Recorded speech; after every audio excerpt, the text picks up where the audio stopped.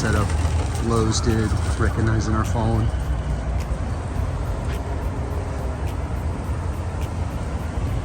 Thank you, Lowe's. Hey, I'm Greg, and today we're going to install a winch in the garage to bring this trailer in right here. We've got a 5x10 utility trailer closed. It gets pretty darn heavy. We use it to haul sound equipment, and when it's full, it's very heavy, very difficult to get into the garage. Today is install this Walmart winch, just an ATV winch, 2,500 pound capacity. Go ahead and mount it on the floor. So the winch will be mounted somewhere around here. Then we'll be able to pull the cable out, attach it to the trailer, winch the trailer into the garage. Another challenge we have is over here, the bump up into the garage. Eventually we're going to build a ramp that goes up over the bump, so just make it easier to get the trailer up into the garage. Got all of our parts here. This is the mounting plate to the winch, and the way we're going to mount it is just some wedge anchors, some redhead anchors. You can buy at your local hardware store. So you get the mounting bolts that came with the winch. Those are going to have to come up from underneath so that we have enough space. We'll go ahead and put the bolts in, but to have enough space to get a wrench under there, we bought these nylon spacers. So it'll be like that. Then you can slide a wrench underneath, hold it, and then torque the nut down. That's the reason we've got these white spacers. We'll go ahead and mark out where we want the mounting plate to be. We're going to want to center it up on the garage door. We'll go ahead and get the width of the garage door and pull off the wall where the center is going to be. It's 9 feet wide. It comes in 16 inches. So you got a 16-inch return, and then the garage door starts. So we get a 9-foot wide opening. So we'll go ahead and measure 16 inches off the wall where the, in the area that the winch is going to mount, and then another 4.5 feet to get the center. Hopefully that's going all the way back there. So we got 5 feet, 5'10". This is our center mark right here. We're going to offset the winch from the wall, so I don't know, maybe a foot. Actually, changing plans, we'll do it about 3 inches off the wall. These are 3/8-inch wedge anchors. These holes are 5/16, I believe, so I'm going to go ahead and widen up the 4 mounting holes on this bracket just so we can use this 3/8-inch anchor.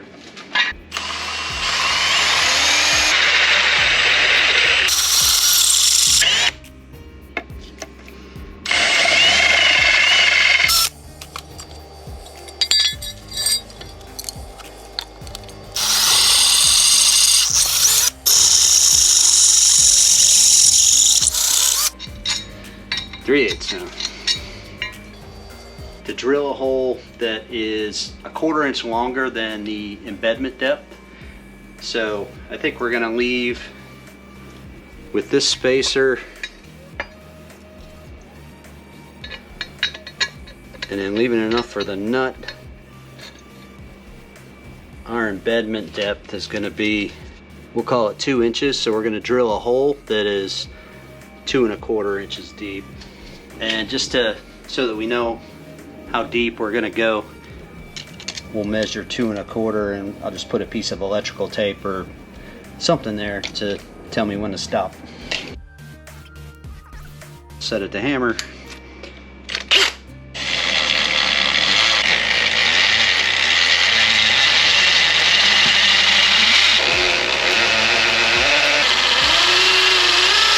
We're going to go ahead and install this one wedge anchor, put the plate over it just so we can line up the other holes.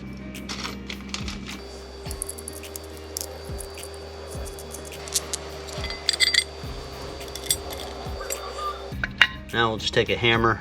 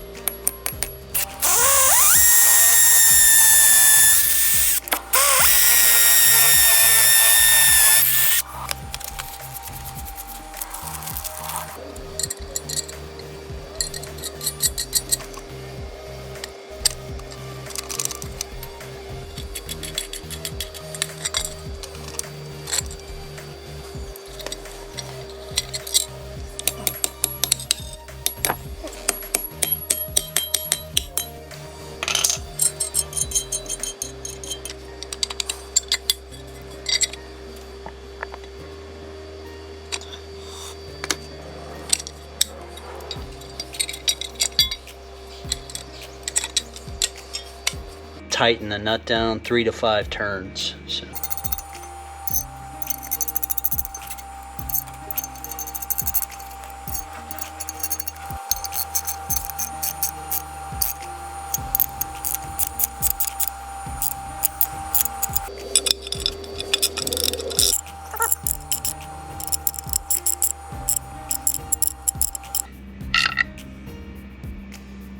Yeah, I think that's it.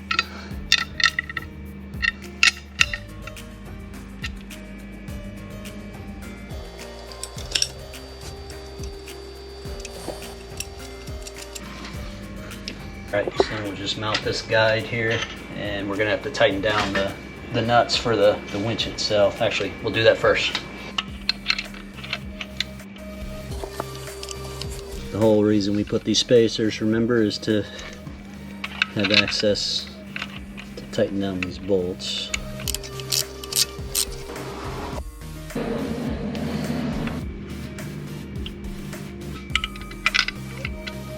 So we've got the hitch mounted to its mounting plate mounted to the floor. One of the reasons I went with the red heads, I've seen other videos of folks using Tapcons.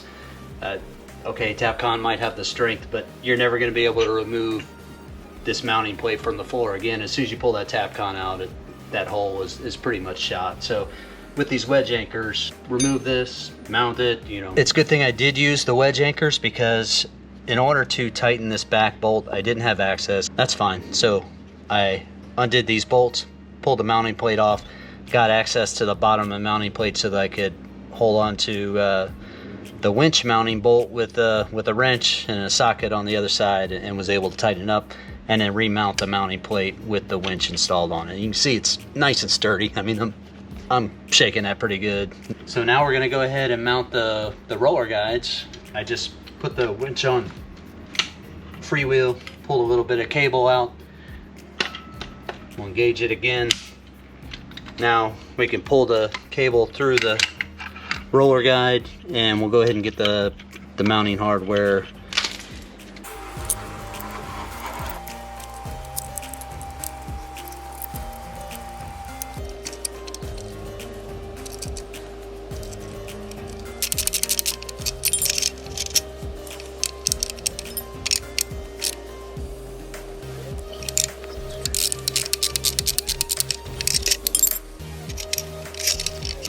Any angle. I don't like how tall that bolt is there. I'm gonna go ahead and get the oscillating saw, cut that bolt down. I don't like it being so tall. One of my favorite tools, the oscillating saw. Unfortunately, not long enough. So we're gonna have to pull the guide off. Yeah, so if you actually do end up doing this in your garage at home, and you're not mounting the hitch to a ATV or some kind of vehicle, yeah, just beware of that bolt.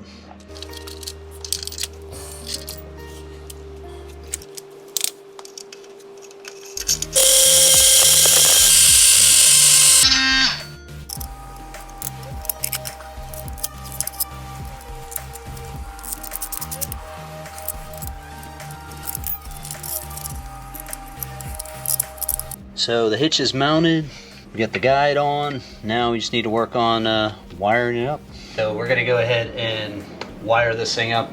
I've got an old 12-volt boat battery that we're gonna use. Hopefully, I've had it charging. Hopefully it's got enough charge to power this, but we'll go ahead and get this wired. All right, so these two go to the battery and these to the motor. Looking like this is negative. Let me see if there's, yeah, it's marked. Negative to motor, negative.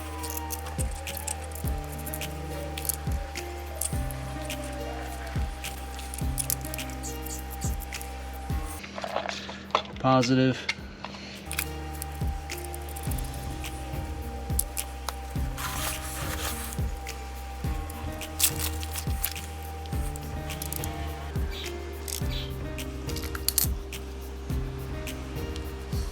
Positive, negative connected. Now, I think we're going to go ahead and mount our control box, the solenoid box up here.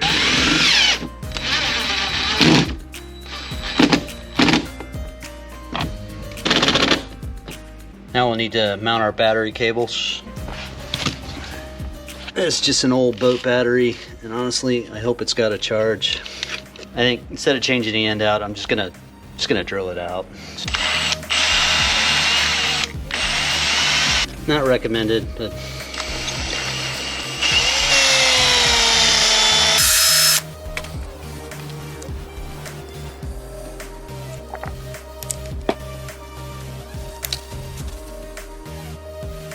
really I should put a different end on the wire, and I've got some, but honestly I'm just trying to get this done. So just drilling out the eye just to get a little bit bigger so we can fit it on the battery post.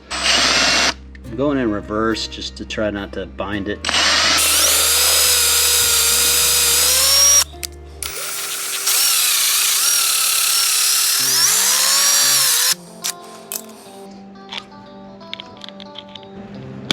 There we go.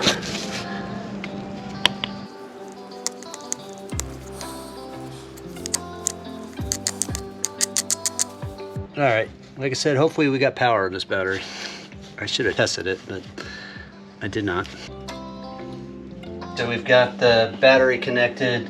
I went ahead and put the charger on it.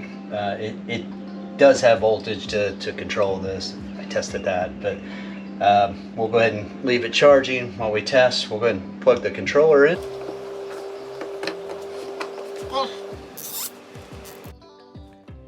Attach the hook to the cable here.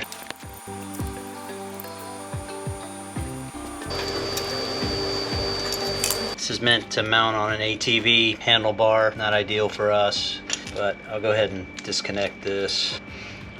It goes out. In.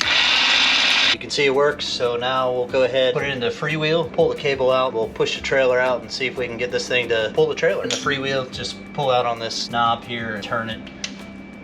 There we go. Now you can pull the cable out freely. It's disengaged from the drive.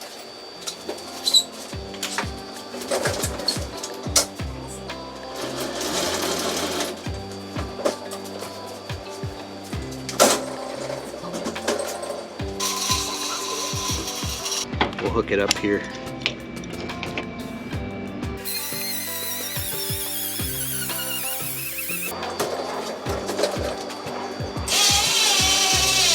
So remember I said the battery's old. It did test it. It had the voltage, but it's not charged enough. So we're gonna go ahead and let it charge for a little bit and then we'll try it again. But it seems to be pulling it fine. It's really just the battery's not charged enough. So all right, so we're gonna go ahead and build a ramp for the front wheel of the trailer just to get it up over the bump. It's about 1.25 inches or so bump, 1.5 inches maybe, to get up into the garage. This as much angle as I can, much bevel as I can.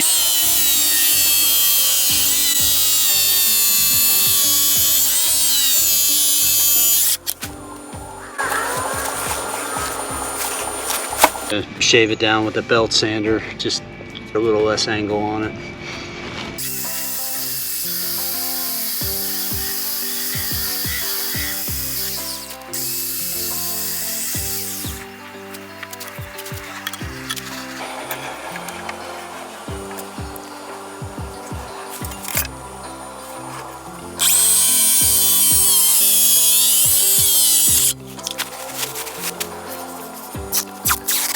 Alright, so hopefully that's enough just to get that front wheel over the bump.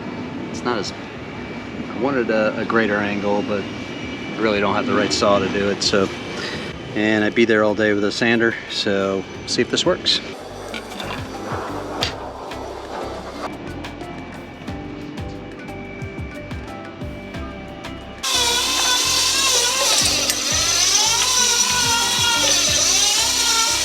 You can see it was enough to get the front wheel over. The winch was able to handle it. So, all right, we'll go ahead and winch it in the rest of the way. Hopefully we got enough battery to bring it in.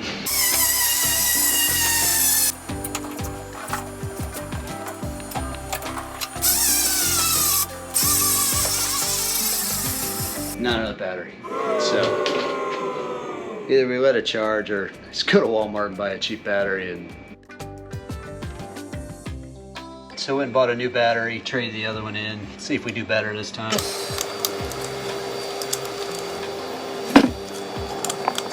I'm gonna leave this charger close to the battery. That way we can keep it fully charged and ready to go. We'll always just keep it on the charger on a trickle charge.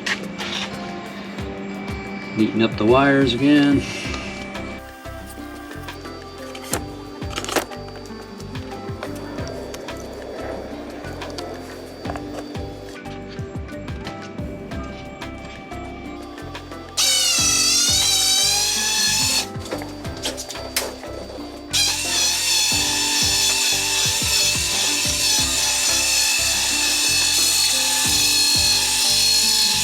Works. Helps to have a strong battery. I think what we'll do is we'll push it out one more time just to see if we can get it all the way in on one battery charge. I'm sure we will.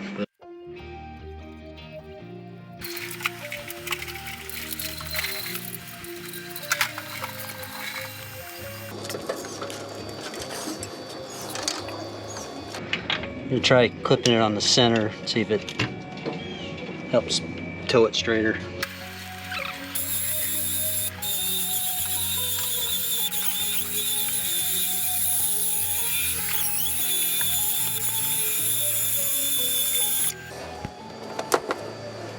I think it was a success. Yeah, it'll definitely help make it easier to bring the trailer in each time we use it. This thing's probably out once a week. Get back late at night and the last thing you want to do is try to pull and push and just, you know, try to get that trailer over the hump of the garage and everything. So this is definitely going to make our lives easier. Decided to go ahead and get a new A-frame jack for this trailer. The other one barely worked. So went ahead and went to Harbor Freight, picked up this A-frame jack. It's a 5,000 pound. I went ahead and bought a wheel for the A-frame jack. I think eventually we're just gonna take this swing jack off. Just wanted the wheel centered up on the trailer. We're hoping it'll track better when it's being pulled into the garage with the winch cable. Bought a wireless remote control at Harbor Freight. This Badland controller, so this is the control box, but I wanted to go ahead and adapt it to our Walmart Hyper Tough ATV winch. So the Badland controller actually has 4 wires coming off of it. I cut the pigtail off. It's a 5-pin pigtail, but they only use 4 of the pins, so there's 4 wires coming out of the controller, and the Hyper Tough ATV winch has 3 wires. So the challenge was to find what was the power wire coming off of the ATV winch, and it turned out to be the blue. So I just took my electrical tester, and if I go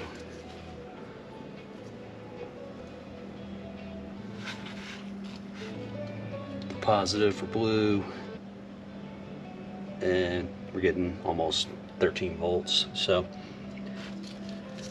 this is your positive. These are the in and the out wires. I can't remember which one is which. And then this is a ground wire, which I just ran directly to the battery. So on this controller, the power comes, this is a fuse right here. The positive comes off this blue wire to the green and yellow wire, which comes into here into the fuse, and then got your in and your out. Again, I can't remember which one is which, and then the ground, which I was running directly to the battery. So when you hit the control button, if you go out,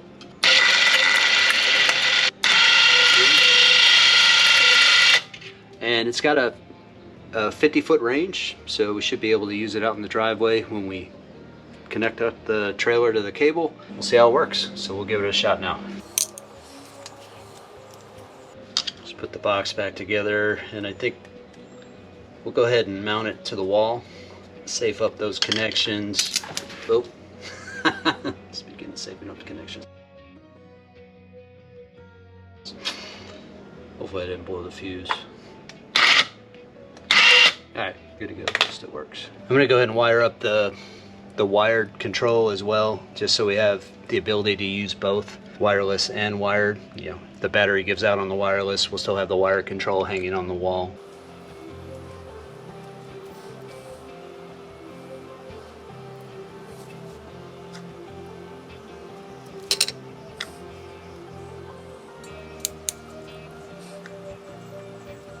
crimp these. This use a butt connector to connect the two wires for the ground.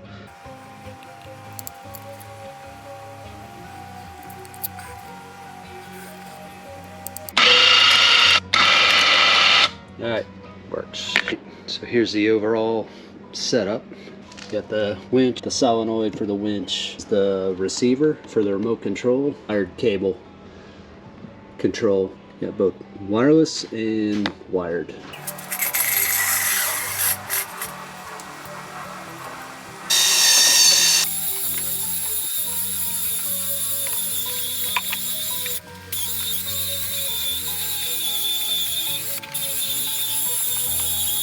It worked. I think we'll stick with the remote. It goes up to 50 feet. We were probably about 35 feet out from the receiver and it worked just fine. So I appreciate you watching, and please remember to subscribe, like, comment. We'll respond back to all your comments. Yeah, subscribing to the channel is really going to help us out with the channel. So yeah, appreciate you watching, and we'll see you next time. Oh, and remember, actually, it's Memorial Day weekend. Please just remember those who have fallen for our freedoms. That's the purpose of this holiday, and please just keep that in mind as you all have fun and be safe this weekend.